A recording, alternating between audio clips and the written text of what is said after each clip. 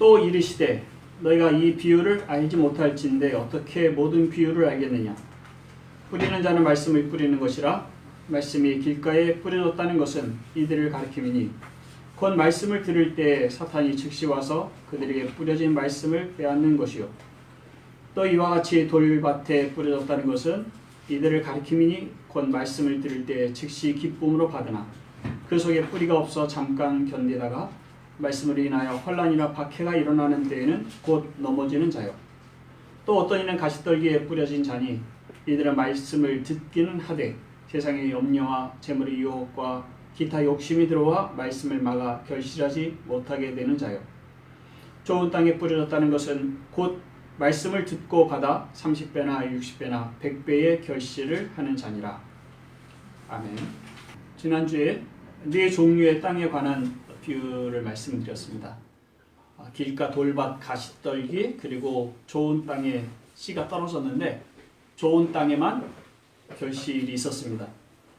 이 말씀은 좋은 땅이 아니라면 하나님 나라의 복음을 듣고도 결실할 수 없다는 분명한 메시지죠. 복음을 듣고 그리스도의 제자가 되어 살아가는 여러분들은 좋은 땅입니다. 예수님의 곁에 서서 말씀을 들었던 그 사람들, 그 사람들도 좋은 땅입니다. 근데 좋은 땅이 되는 것은 누구의 실력으로 되는 것이 아니라 자격을 갖춰서 되는 것이 아닙니다. 하나님의 성령이 우리에게 와서 우리의 완악하고 강팍한 마음을 갈아엎으시고 부드럽게 하셔서 하나님의 말씀을 듣고 사랑하게 하고 또 그 말씀을 품고 살아가게 하는 그런 은혜가 있어야만 가능한 일입니다. 그렇다고 해서 우리가 아무것도 할 일이 없구나 이렇게 생각해서는 안 됩니다.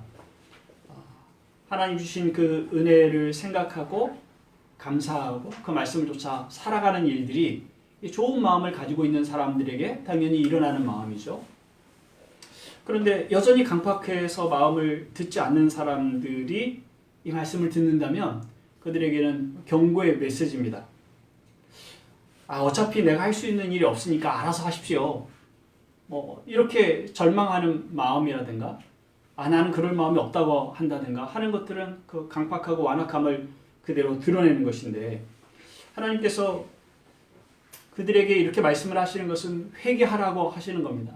나는 왜 말씀을 듣지 못하나? 나는 이게 왜 나한테 해당되는 것이라고 생각하지 못하나? 그리고 자기가 혹 하나님의 은혜에서 버려진 사람은 아닌가? 하나님 나라의 밖에 있는 사람은 아닌가 하는 생각으로 자신의 그 영적 파탄을 인지하고 은혜를 구하는 그 자리로 나오도록 경고하시는 메시지입니다. 예수님 말씀을 듣고 있던 제자들도 좋은 땅이고 우리도 마찬가지지만 그런데 하나님의 말씀을 다 이해하지 못합니다. 특히 이 비유의 말씀을 하시는 것도 그들이 다 이해할 수가 없어서 주님과 제자들이 따로 있는 자리에서 주님 그렇게 말씀하신 그 이유가 무엇입니까? 묻고 또 주님께서 그것에 대해서 해석을 하시는 내용이 오늘 읽은 말씀입니다. 씨를 뿌렸다고 할 때 그 씨는 말씀입니다. 그 말씀이라고 표현되어 있는데 그것은 우리가 말씀할 때 그거하고 사실 같은 의미죠. 하나님 나라의 복음 전체를 말합니다.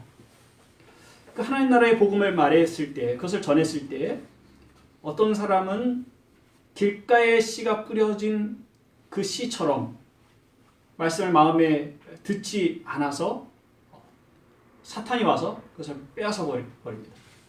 어떤 사람은 돌밭에 떨어진 씨와 같았는데 말씀을 들을 때는 기뻤으나 그 말씀 때문에 어려움을 겪자 말씀대로 사는 것을 포기하고 맙니다. 작게 올라온 푸른 잎이 있는데 그 잎이 말라버리는 거죠. 어떤 사람은 가시떨기에 떨어진 씨와 같습니다. 뿌리가 내리고 싹을 피우고 자랐지만 그것이 결실하도록 자라지는 못합니다. 그것은 세상의 염려, 재물의 유혹 등의 그 기타 욕심 때문에 그 말씀대로 살아가지 않기 때문이라고 말합니다. 어떤 사람은 좋은 땅에 떨어진 씨가 자라서 결실하는 것처럼 말씀을 듣고 받아서 30배, 60배, 100배로 결실하게 되었습니다. 이 해석의 말씀을 들으면서 아마 주님의 제자들은 이랬을 겁니다. 마가가 이 복음서를 써서 전했던 그 독자들은 제자들하고 또 다른 그룹이죠. 처음 예수님께서 말씀하셨던 자리에 있었던 사람들이 있고 마가가 이것을 써서 전해줬을 때 들었던 독자들도 있습니다. 어쨌든 그들 다 이 글을 읽을 때 혹은 주님의 말씀을 들을 때 좋은 밭이 저절로 되는 게 아니구나. 말씀을 듣는다고 해서 저절로 결실할 수 있는 것은 아니구나 하는 생각을 했을 겁니다. 왜냐하면 거기는 돌밭도 있고 가시떨기밭도 있기 때문입니다. 그들은 어떤 장애물이 있고 그 장애물을 이겨내야 좋은 밭으로서의 결실을 하는구나 하는 것을 알았을 겁니다. 그럼 우리도 마찬가지입니다.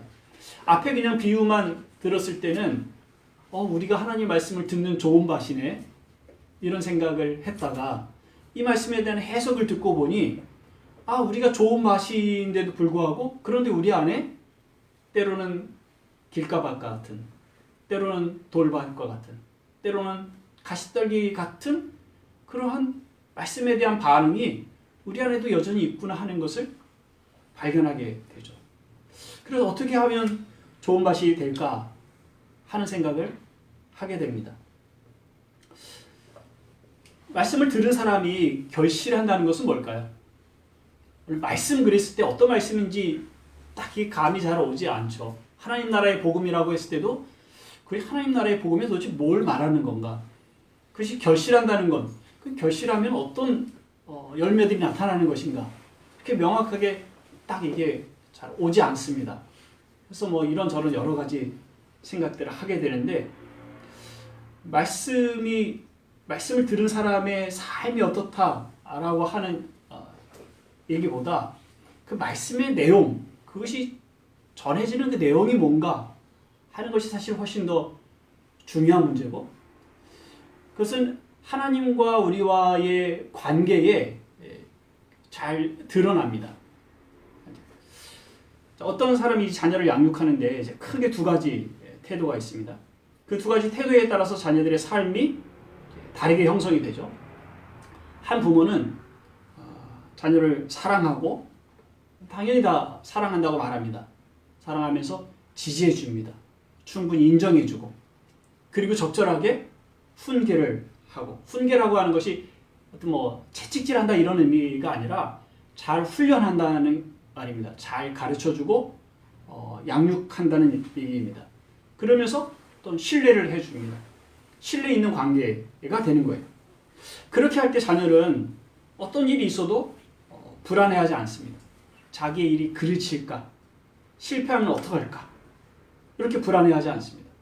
부모를 기쁘게 해드리려고 하지만 그러나 사랑이 거절당할까 하는 마음에서 애쓰는 것이 아니라 그냥 부모 그 자체를 기뻐하는 거예요. 부모가 무엇을 해주는 것을 기뻐하는 것이 아니라 부모 그분 자체를 기뻐하고 또 자기 자신도 무엇을 하기 때문에 부모의 기쁨이 되는 게 아니라 그냥 존재 자체로 부모의 기쁨이 된다는 사실을 알게 되는 겁니다. 자녀가 이런 느낌을 가질 때, 이런 반응을 할 때 사실 부모가 그를 바르게 잘 양육했다. 건강하게 사랑했다. 그렇게 알 수 있는 거죠. 또 다른 부모가 있는데요. 그도 물론 자녀를 사랑합니다. 하지만 그 부모의 사랑이 자녀를 불안하게 합니다. 성적이든 성공이든 무엇을 해내야만 그 사랑이 유지될 것 같은 생각을 이 자녀가 하는 겁니다. 그래서 두려워하고 불안한 마음으로 살아갑니다. 실패하면 어떡할까? 성공하지 못하면 어떡할까? 부모가 원하는 것을 다 해내지 못하면 어떡할까? 하는 그런 염려 속에 살아갑니다. 그에게는 늘 과제가 주어져서 그것을 이루어야 된다라는 그 강박 속에 살아가게 됩니다. 율법적 삶을 살아가는 사람 같지 않습니까? 이 두 종류의 사람 중에 어떤 것이 복음을 통해서 하나님을 드러내는 방식입니까? 복음은 첫 번째 부모님과 같으신 분으로 하나님을 소개하는 겁니다. 하나님의 인자하심이 크고 그 선하심이 영원하다는 것을 그리스도를 통해서 보여주는 것이에요. 복음의 핵심 내용은, 말씀의 핵심 내용은 예수 그리스도입니다. 근데 예수 그리스도가 오셔서 우리에게 이것저것 하라고 말씀하시는 것은 우리가 그 율법적인 어떤 것들을 지켜내서 그래서 하나님 마음에 드는 사람이 되게 하시려고 오신 것이 아니라 하나님이 얼마나 인자하심과 선하심이 크신지, 그 사랑이 얼마나 크신지 우리가 하나님을 신뢰하고 기꺼이 그분에게 나아갈 수 있는 자가 되도록 그리스도가 오신 것이지, 우리가 어떤 율법을 더 잘 지키게 하기 위해서 그리스도가 오신 것이 아닌 것이죠. 그리스도는 우리를 구원하러 오셨습니다. 구원이라는 말의 다른 표현으로 얘기를 하자면 우리에게 있어서 최고의 행복을 주시는 겁니다. 사람으로서의 최고의 가치를 회복하고, 그리고 그 사람의 지어진 존재, 하나님이 우리를 부르신 그 길, 그 소명을 따라서 최선의 삶을 살며 행복한 삶을 사는 것, 그것이 이 세상에서의 가치하고 좀 다를 수 있습니다만은, 그러나 어쨌든 그 부르심을 받은 그 사람으로서는 최고의 행복한 삶을 살아가게 하시는 그것이 구원입니다. 그런데 이것이 이 땅에서 끝나지 않고 우리가 하나님 나라가 완성되는 그 천국에 들어갈 때 그것을 충분히 온전하게 누리게 되는 것이죠. 지금 여러분들이 구원받아서 살아가는 그 삶은 더 행복해져 가는 삶입니까? 아니면은 이게 예수를 처음 믿을 때는 좋고 행복했는데 신앙생활을 하다 보니까 너무 힘들고 갈수록 팍팍해지고 교회 안에 갈등이 많고 이 기독교가 너무 복잡해서 더 혼란스럽고 어지러워졌습니까? 더 불편해졌습니까? 여러분들의 삶의 그 구원의 그 행복감이 삶으로 표현되고 관계로 표현되고 그런 열매들이 나타나고 있습니까? 아니면은 그 율법으로 자녀를 키운 것처럼 하나님의 마음에 들려고 뭔가 애써야만 되는 그런 불안과 두려움,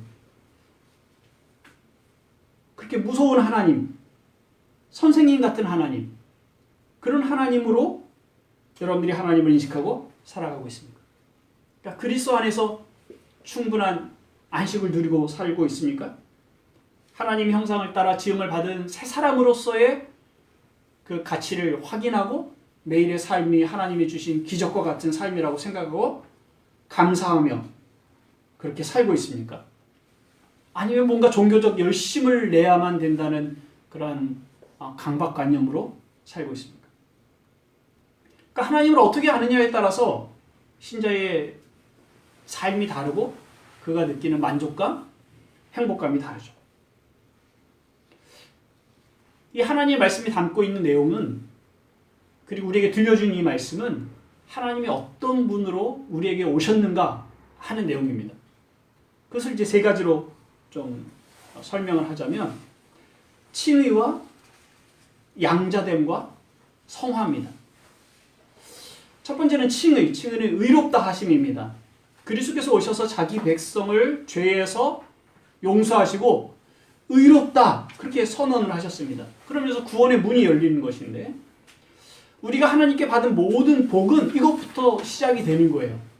죄를 용서하시고 의롭다고 하시는 것에서 시작이 됩니다. 어떤 사형 선고를 받은 사람이 있습니다. 근데 그에게 필요한 것은 좋은 옷이 아니에요. 좋은 음식도 아닙니다. 좋은 환경도 아니에요. 물론 사형 선고를 받았으니까 기왕이면 그곳에서 살면서 괜찮게 옷을 입고 좋은 음식을 먹고 그리고 텔레비전 보고 싶은 거 재밌는 거 누려가면서 그 시간을 보내면 좀 좋지 않을까 하는 생각을 우리는 하죠. 그리고 그 시간들을 무료하게 보내지 않을 수 있는 어떤 오락거리나 혹은 좋은 동료가 있으면 그나마 괜찮긴 하죠. 그런데 정말 그에게 필요한 건 뭡니까? 죽지 않는 게 사실은 가장 필요한 거 아닙니까? 그에게 정말 필요한 것은 무죄선언입니다. 누구나 다 그 사람이 죄인이라고 생각해서 사형 언도를 받았는데 재판이 잘못됐어. 혹은 진짜 범인이 나왔어. 당신 무죄야. 그래서 석방이 선언되는 것만큼 그에게 좋은 일은 없습니다. 사형 선고가 취소되는 겁니다. 그럼 그는 살고 자유롭게 됩니다. 에베소 2장 1절 말씀을 보시면 한번 보십시오.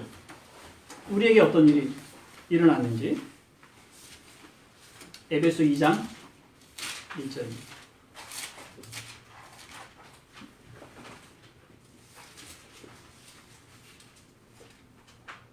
에베소서 2장 1절부터 5절까지 읽겠습니다. 그는 허물과 죄로 죽었던 너희를 살리셨도다. 그때 너희는 그 가운데서 행하여 이 세상 풍조를 따르고 공중의 권세 잡은 자를 따랐으니 곧 지금 불순종의 아들들 가운데서 역사하는 영이다. 전에는 우리도 다 그 가운데서 우리 육체의 욕심을 따라 지내며 육체와 마음에 원하는 것을 하여 다른 이들과 같이 본질상 진노의 자녀였더니 긍휼이 풍성하신 하나님이 우리를 사랑하신 그 큰 사랑을 인하여 허물로 죽은 우리를 그리스도와 함께 살리셨고 너희는 은혜로 구원을 받은 것이라. 허물과 죄로 죽은 자를 하나님이 은혜로 살리셨다. 그렇게 말합니다. 이것이야말로 사형 선고를 받은 자를 취소하는 그런 사건 아닙니까? 사실 그보다 훨씬 더 큰 일이죠. 예수님께서 나사로가 죽은 무덤에 가서 무덤 돌을 치우라 하시고 나사로야 일어나라 하고 그 죽은 자를, 썩은 냄새 나는 자를 일으켜 세우신 사건과 같은 일입니다. 그것이 우리에게 일어난 일입니다. 우리는 죽었다가 다시 살리심을 받았습니다. 임금님께 1만 달란트 빚진 사람 이야기가 마태복음 18장에 나오는데 1만 달란트를 임금님에게 빌려다 썼는데 갚지를 못한 겁니다. 근데 그걸 우리나라 돈으로 환산을 하면 뭐 한 달 월급이 약 300이라고 했을 때 하루에 10만 원을 우리가 번다고 했을 때 계산을 하면 약 6조 원 정도가 됩니다. 뭐 이렇게 감이 오지 않는 돈이에요. 어마어마한 돈이라는 것만 알죠. 5천만 국민에게 1인당 12만 원씩 나눠줄 수 있는 돈이 6조 원입니다. 그래도 우리 손에는 12만 원밖에 안 와가지고 감이 오지 않는 돈이에요. 평생 못 갚는다는 얘기예요. 평생이 아니라 대를 물려서 몇 대째를 내려가도 갚을 수 없는 돈입니다. 그런 돈을 워낙 이 신문에서 뉴스에서 자주 접하니까 큰 돈 같지 않은 느낌도 좀 듭니다. 근데 어쨌든 갚을 수가 없는 돈이었어요. 그러면 임금께서 기다리다 안 돼서 불러냈습니다. 너 갚아라. 지금 당장 갚을 수가 없으니까 좀 참아주십시오. 네 몸을 팔고 네 아내를 팔고 자식을 팔고 너 가진 모든 것을 팔아서 갚아라. 그러니까 목숨을 내놓으라는 얘기입니다. 근데 이 신하가 엎드려서 절하며 참아달라고 애원을 합니다. 근데 사실 방법이 없습니다. 임금도 그걸 알죠. 그래서 그를 불쌍히 여겨서 그 빚을 탕감해 주었습니다. 없던 걸로 하자는 겁니다. 그의 모든 부채가 사라져 버렸습니다. 그러니까 돈 문제가 아니죠. 그의 목숨을 건졌고 아내와 자식들의 목숨을 건졌고 그가 지금 살아오던 모든 삶을 다시 살아갈 수 있는 겁니다. 이게 죄사함입니다. 임금께서 빚을 탕감해 주심으로 그가 이제 임금님과의 관계가 회복이 됐어요. 그는 임금님 앞에 부채를 가지고 있는 사람처럼 만날 필요가 없어요. 어느 날 임금님의 마음이 바뀌어서 돈 달라고 할 만한 그런 일들을 만날 일이 없는 거예요. 이제 너는 무죄야 라고 선언을 받은 겁니다. 의롭다고 우리를 여기시는 거예요. 그리스도께서는 이 일을 위해서 오셨어요. 자기 백성을 그들의 죄에서 구원할 자라는 의미를 가지고 그리스도의 이름이 예수로 정해졌습니다. 그러니까 히브리어는 예수와 여호수아랑 같은 의미인데 그 의미는 여호와는 구원이시다. 예수님의 이름 자체가 여호와는 구원이시다. 너희를 구원하러 왔다. 이런 분들 오신 겁니다. 세례 요한은 예수님을 보면서 세상 죄를 지고 가는 하나님의 어린 양이다. 우리의 죄를 그리스도께서 담당을 하시는 것을 미리 말을 한 거죠. 예수님은 자신이 죄를 사하는 권세가 있다는 것을 시시때때로 말씀을 하셨습니다. 그리고 그의 죽으심은 죄의 사함을 얻게 하려고 많은 사람을 위해 피를 흘리는 것이다. 그렇게 말씀하셨고, 우리는 성찬을 할 때마다 그것을 기억하는 거예요. 그 성찬할 때 그 포도주의 의미는 그리스도의 피를 말하는데, 그 피는 죄 사함을 얻게 하려고 주께서 흘리신 피다. 우리는 그런 의미로 늘 성찬을 합니다. 제자들이 전한 복음의 핵심도 죄 사함입니다. 물론 하나님 나라에 초점을 맞춰서 얘기할 수도 있어요. 그런데 하나님 나라를 위해서 하나님 나라를 전한다 이런 표현들보다 복음서에 죄 사함을 전하는 복음이다 이렇게 분명히 명시가 되어 있어요. 마가복음 16장 끝부분에도 온 천하를 다니며 만민에게 복음을 전파하라. 믿고 세례를 받는 사람은 구원을 얻을 것이요 믿지 않는 사람은 정죄를 받으리라. 믿지 않는 사람은 정죄를 받는다는 건 너 죄 있어라고 선언하는 거거든요. 믿지 않는 사람들. 그럼 믿는 사람들은 구원을 받는다는 말을 다른 말로 하면 죄의 사함을 받는다는 거죠. 누가복음 24장, 누가복음 마지막에 죄의 사함을 받게 하는 회개가 예루살렘에서 시작하여 모든 족속에게 전파된다고 말합니다. 복음의 핵심은 죄 사함. 복음을 듣고 믿는 자는 죄를 용서받고 의롭다 하심을 받습니다. 여러분이 자기의 죄를 위해 죽으시고 부활하신 그리스도를 믿는다면 여러분은 죄 사함을 받았고 의롭게 됐습니다. 사망 선고를 받았던 사람이 무죄 선언을 받은 겁니다. 자, 이렇게 너무 쉽고 이미 오랫동안 들어서 알고 있는 내용인데 이것을 길게 설명하는 이유는 그리스도인이라고 생각하는 많은 사람들이 여전히 사면을 받은 후에 빗장이 다 열려있는 감옥 안에 살고 있는 거예요. 무슨 말인지 이해가 되시죠? 사면장이 이미 자기 손에 있어요. 문도 다 열려서 언제든지 나가도 괜찮아요. 그런데 자기는 여전히 거기가 편한 사람인 것처럼 자유를 모르고 살아가는 신자들이 참 많습니다. 하나님이 자기를 용서하신 그 은혜에 대해서 감격하고 기뻐하는 것은 사면장을 받는 그 순간이었고 그 다음부터는 여전히 어떤 방식으로도 하나님을 기쁘게 해드려야만 하나님도 만족하실 것 같고 자기도 편안할 것 같은 그런 마음으로 그 부채를 여전히 안고 살아가는 사람처럼 살아가고 있습니다. 하나님께서 우리를 기쁘게 여기신다는 것은 하나님께 담대히 나아갈 수 있는 길이 열렸다는 겁니다. 우리는 우리의 죄로 인하여 하나님을 두려워하지 않아도 된다는 겁니다. 하나님의 얼굴을 감히 바라보고 하나님의 얼굴을 구할 수 있는 자가 되었다는 겁니다. 하나님께서 우리의 죄를 사하시고 의롭다고 하신 가장 확실한 증거가 예수 그리스도죠. 그리고 그리스도와 함께 우리를 자녀 삼으신 겁니다. 양자로 삼으신 거예요. 그것이 두 번째 내용입니다. 보육원을 찾아서 아이들을 살펴주는 사람들이 많이 있습니다. 특히 그냥 우리가 봉사의 정신으로 가는 거 말고 재력가가 갈 때마다 아이들에게 필요한 것들을 다 채워줍니다. 뭐 그냥 장난감 사주는 게 아니라 놀이터를 만들어주고 집을 개조해주고 그들이 필요한 것들을 다 제공해줍니다.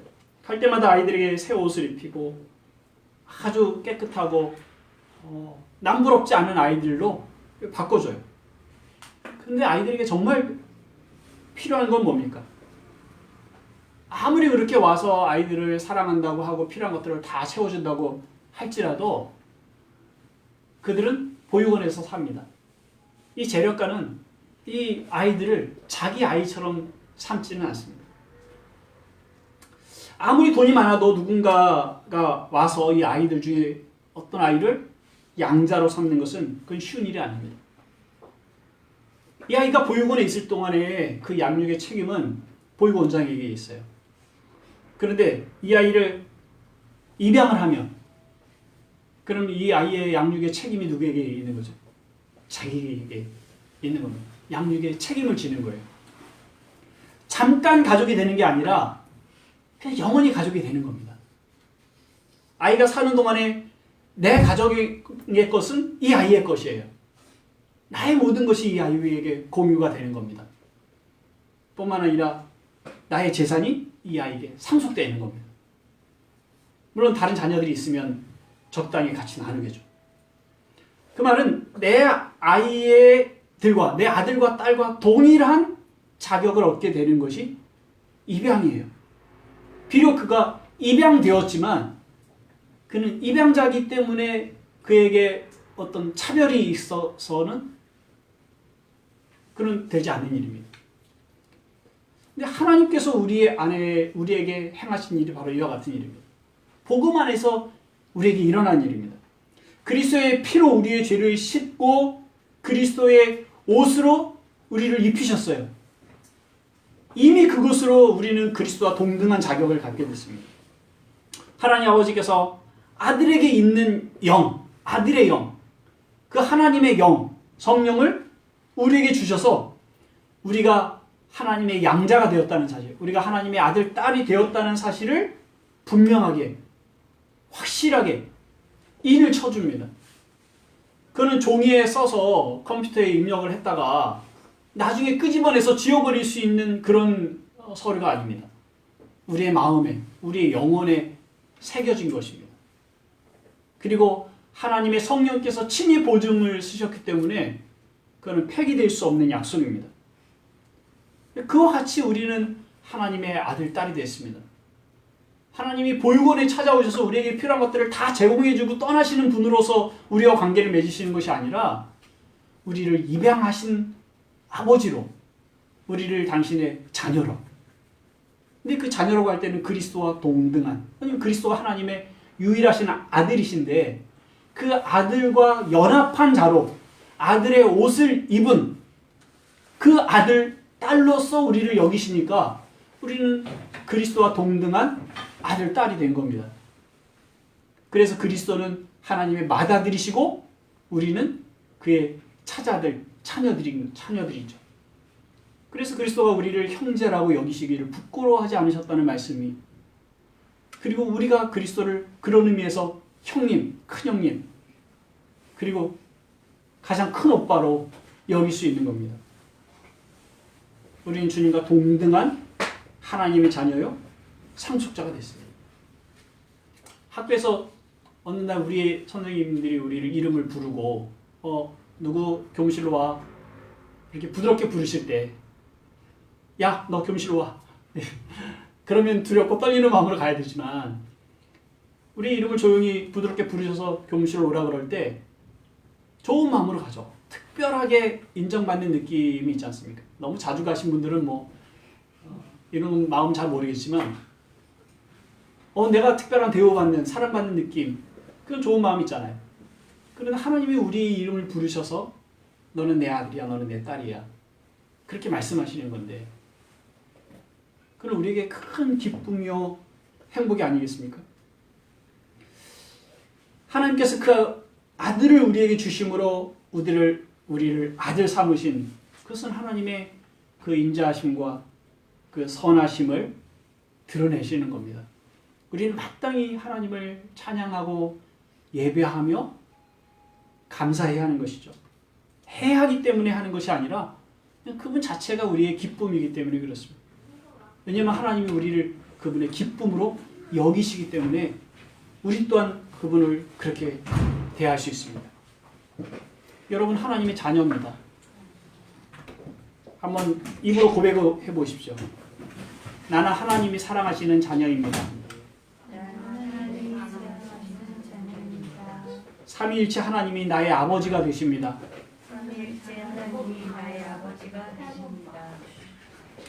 세 번째는 이 복음에 담겨져 있는 내용을 지금 계속 설명하고 있는데 그것은 거룩함입니다. 한자어로는 성화. 이 말에는 두 가지 의미가 있습니다. 거룩하다는 것은 하나님 구별된다는 겁니다. 세상에서 건짐을 받아 하나님께 속하게 됐습니다. 죄에서 건짐을 받아서 죄와 분리됐습니다. 우리는 하나님의 것으로 구별되었습니다. 그런 의미에서 우리는 거룩합니다. 또 다른 의미는 전인격적으로 성령의 이끄심을 따라 살면서 그리스도를 닮아가는 겁니다. 죄의 형벌과 죄의 책임에서 벗어났습니다. 그래서 죄와 싸우며 죄를 멀리하면서 살아갑니다. 그리스도와 같이 선을 행하는 자가 되었습니다. 우리의 마음과 생각과 말과 행실에 있어서 그리스도를 조금씩 더 닮아갑니다. 이것이 거룩함입니다. 죄사함과 의롭다 하심은 한순간에 일어나는 겁니다. 믿는 그 순간에. 물론 그것이 언제 일어났는지 그때는 잘 모르고 나중에서 아는 경우들도 있지만 어쨌든 한순간에 일어나는 것이고, 또 양자가 되는 것도 한 번 일어나는 사건이에요. 한순간에 일어나는 사건이죠. 근데 거룩함은 계속 되는 겁니다. 칭의가 순서로는 앞에 있고 그리고 거룩이 순서로는 뒤에 따라오지만, 근데 칭의하는 그 순간부터 사실은 거룩함이 시작이 됩니다. 왜냐하면 죄를 사하는 그 순간에, 그를 의롭다 하시는 순간에 그를 동시에 양자로 삼으시는 거고, 그를 세상으로부터 죄로부터 분리시키는 일이기 때문에 그 순간에 거룩함이 시작이 되는 거예요. 그리고 그 시작된 거룩함이 계속 되는 겁니다. 그 완성될 때까지. 그 완성된 것을 영화라고 얘기를 합니다. 성령을 따라 살지 않을 때 우리는 인격적으로 우리의 거룩함이 훼손되기도 하고 부패하기도 합니다. 뒤로 물러서는 일들이 있죠. 그렇다고 할지라도 거룩함은 지속됩니다. 이건 상실될 수가 없어요. 왜냐하면 그 거룩함의 주도권을 가지신 분이 성령이시기 때문에 그렇습니다. 갈라디아서 5장 25절에 만약 우리가 성령으로 살면 또한 성령으로 행할지니, 우리는 성령으로 삽니다. 그 신자의 본질적인 특징이에요. 성령 없이 살아가는 신자는 없어요. 모든 신자 안에는 그 성령의 일하심이 크든 작든 성령으로 살아가는 거예요. 호흡 없이 살아가는 사람이 없는 것과 같습니다. 성령은 우리의 호흡이고 또 힘입니다. 성령께서 우리 안에 거하시기에 우리의 거룩함은 멈춰지는 일이 없습니다. 끊임없이 그 일이 일어납니다. 그래서 우리는 그런 의미에서도 거룩합니다. 이 거룩함은 하나님의 은혜로 완성이 될 것이고, 하나님 우리를 포기하지 않으십니다. 우리를 향한 하나님의 거룩하신 그 열정과 그 사랑이 우리를 지금을 있게 하는 겁니다. 칭의와 의롭다함, 그리고 양자로 삼으심, 그리고 거룩함. 이것이 우리들에게 일어난 일입니다. 하나님이 어떻게 우리를 사랑하시는지를 보여주는 구체적인 내용입니다. 하나님 우리를 이와 같이 사랑하신다면 우리는 언제라도 하나님을 신뢰하며 살아갈 수 있습니다. 하나님은 우리의 힘과 우리의 의지가 됩니다. 하나님 우리의 백입니다. 우리가 어떤 일들을 실패한다고 해도 두렵지 않은 것이 하나님 우리를 그와 같이 사랑하십니다. 우리가 반드시 우리의 삶에 우리가 기대한 일에 성공하지 못한다 할지라도 우리가 두려워하지 않을 것은 여전히 하나님은 우리의 기쁨이고 우리는 그의 사랑입니다. 복음이 우리에게 전해지는 것은 우리가 무엇을 어떻게 열심히 살아내야 되는 그런 신자로 살아가라고 우리 부추기는 것이 아니고, 새로운 법들을 만들어 주시는 것이 아니라 하나님이 어떤 분이신지를 보여주고 그분과 끊임없이 건강한 관계에 하나님의 자녀로 살아가도록 말씀을 하고 계시는 거예요. 이것이 우리의 마음에 복음으로, 말씀으로 뿌려졌습니다. 그것을 어떻게 받아들이는지에 대한 내용이 여러 밭으로 나타나 있는 거예요. 길가에 뿌려졌다는 것은 말씀을 듣는 자리에는 있습니다. 하지만 그에게 이 말씀이 아무런 영향을 끼치지 못합니다. 설교를 듣는 자리에 있는 많은 성도들이 하나님의 은혜와 사랑이 자기에게 이와 같이 부어졌다는 사실에 대해서 그것이 무슨 말인지를 이해하지 못해요. 여전히 하나님을 두려워하는 분으로, 혹은 자기의 죄가 여전히 남아있는 것처럼 자기의 죄를 스스로 해결해야 되는 사람처럼, 의롭다는 선언을 받은 적이 한 번도 없는 사람처럼, 하나님이 자신을 양자 삼은 일이 없는 사람처럼 여전히 문이 열린 감옥 안에 있는 사람으로 살아가거나, 여전히 보육원에서 좋은 옷을 입었지만 그분이 올 때에 뭔가를 또 요구할 것이 있는가 열심히 살아내려고 애쓰는 아이들처럼 그렇게 자기의 신분과 하나님과의 관계에 변화가 없는, 조금 나아진 정도, 새롭게 되어진 것이 전혀 없는 거죠. 그런 존재로 여전히 살아갑니다. 돌밭에 뿌려졌다는 것은 잠깐 견디었지만, 그러나 잠깐 견디고 나서는 이전으로 다시 돌아가 버리는 경우를 말합니다. 말씀으로 인한 환난과 박해가 있습니다. 그 말씀을 붙들고 살아가는 데서 오는 어려움들을 이겨내지 못하는 것이죠. 이런저런 분들을 여러분들 주변에서 보면 왕년에, 요즘도 그런 표현을 쓰는지 모르겠습니다. 젊은 사람들이. 왕년에 나도 신앙생활을 해봤어. 왕년에 나는 청소년부 회장이었어. 청년대 회장이었어. 뭐 이런저런 신앙생활을 열심히 왕년에 했다는 분들이 있죠. 여기서 잠깐이라는 것이 얼마를 표현하는지는 모르겠습니다만 사실 그게 다 잠깐이죠. 이전에 10년 동안 신앙생활을 얼마나 잘했든지 상관없이 지금 내가 하나님을 알지 못하고 살아간다면 이후에 어떠하든지 삶이 힘들든 경제적인 문제가 있든 질병을 안게 됐든 혹은 여러 가지 시험을 만났든지 떠나 있다면 그 이전의 시간들은 잠깐이죠.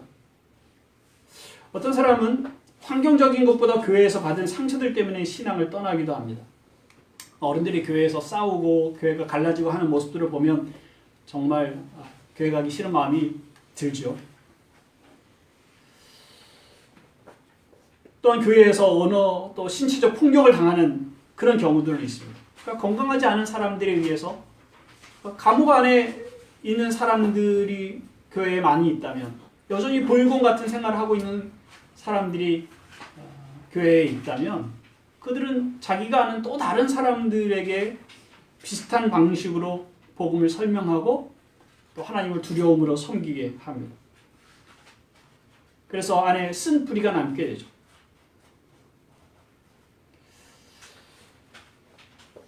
하나님을 지지하고 하나님의 신뢰를 받는, 하나님의 사랑을 받는 그 마음이 그에게 가득하지 않습니다. 그래서 늘 두려움과 불안으로 살아가다가 어려움을 만나서 신앙을 떠납니다.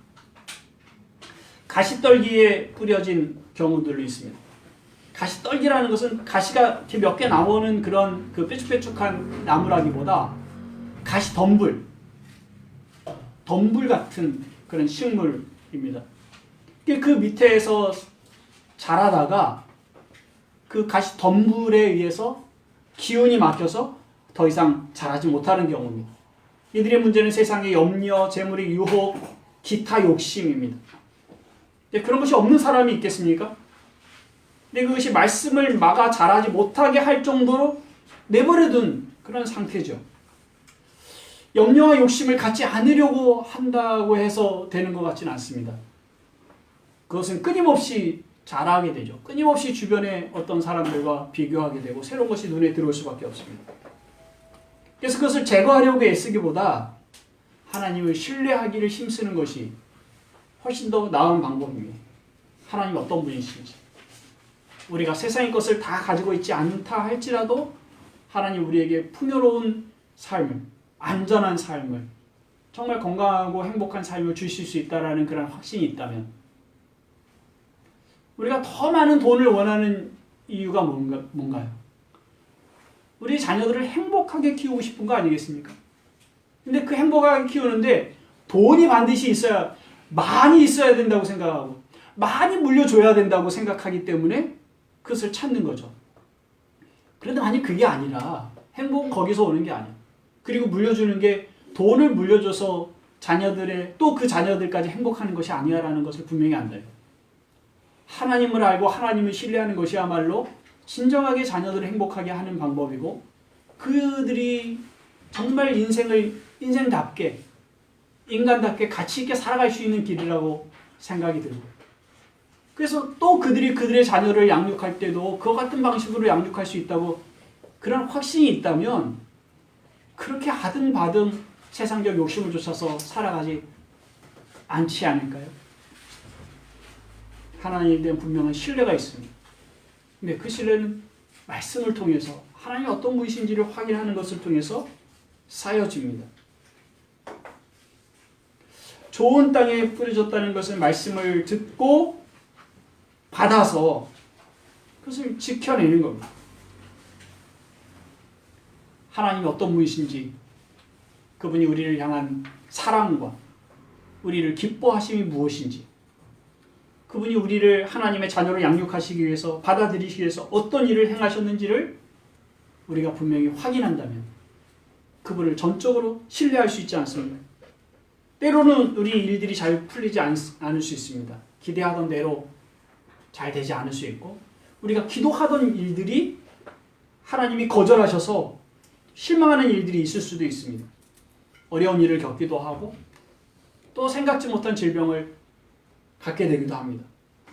그런데 그럴 때조차도 하나님이 여전히 언약 안에서 우리를 사랑하셔. 하나님이 인자하셔. 우리의 생각보다 우리보다 하나님이 더 크신 분이셔. 이런 신뢰가 있다면, 그런 신뢰가 있다면 견디는 힘이 나오죠. 그럴 때마다 우리가 생각해야 되는 것은, 우리가 바라봐야 하는 것은 그리스도입니다. 하나님이 그리스도를 보내시는 것을 통해서 우리를 어떻게 사랑하시는지, 우리를 얼마나 사랑하시는지를 끊임없이 보여주고 계시죠. 그래서 우리가 낙담할 때마다, 우리가 어려운 때마다, 우리가 두려운 일들을 겪을 때마다 그리스도를 통해서 하나님의 선하심과 그 인자하심을 바라봐야 합니다. 여러분은 그리스도 안에서 죄에서 건짐을 받았고 의롭다 하심을 받았습니다. 그래서 하나님의 양자가 되었어요. 성령으로 거룩하게 됐습니다. 세상에서 두려울 것이 무엇입니까? 여러분을 괴롭게 할 사람이 누구입니까? 여러분을 비난하고 정죄할 사람이 어디 있습니까? 여러분들이 이기지 못할 문제가 무엇입니까? 용서 못할 사건은 또 어떤 것입니까? 깊은 우울과 좌절에 빠져 있을 일은 무엇입니까? 로마서 8장 33절부터 이렇게 말씀합니다. 말씀을 읽고 마치겠습니다. 누가 능히 하나님께서 택하신 자들을 고발하리요? 의롭다 하신 이는 하나님이시니 누가 정죄하리요? 죽으실 뿐 아니라 다시 살아나신 이는 그리스도 예수시니 그는 우리 하나님 우편에 계신 자요 우리를 위하여 간구하시는 자시니라. 누가 우리를 그리스도의 사랑에서 끊으리요? 환난이나 곤고나 박해나 기근이나 적신이나 위험이나 칼이랴. 38절에 내가 확신하노니 사망이나 생명이나 천사들이나 권세자들이나 현재일이나 장래일이나 능력이나 높음이나 깊음이나 다른 어떤 피조물이라도 우리를 우리 주 그리스도 예수 안에 있는 하나님의 사랑에서 끊을 수 없으리라. 아멘. 기도하겠습니다. 하나님 아버지, 우리가 칭의, 양자됨, 성화 이런 단어들을 좀 익숙하게 들어왔지만, 그러나 그것이 우리에게 어떤 일을 일으켰는지에 대해서 잘 생각하지 못하고 길가나 혹은 돌밭이나 가시떨기처럼 그 말씀이 우리의 삶과 인격과 하나님과의 관계와 또 우리가 세상에서 부딪히는 삶에까지 깊이 있게 영향을 미치도록 우리가 그 말씀을 잘 알지 못하고 또 우리에게 적용하지 못해 왔습니다. 우리에게 가장 든든한 백으로 신뢰할 수 있는 하나님이 우리 편이신데 우리가 무엇을 두려워하며 무엇을 염려하며 또 무엇 때문에 불안하여 떨겠습니까? 하나님 우리의 하나님이시고 우리를 사랑하시는 것에 감사를 드립니다. 하나님의 말씀이 하나님이 어떤 분이신지 깊이 있게 이해하게 하시고 받아들이게 하시고 그 하나님을 의지하여 살아가게 하여 주옵소서. 예수 그리스도의 이름으로 기도합나이다. 아멘.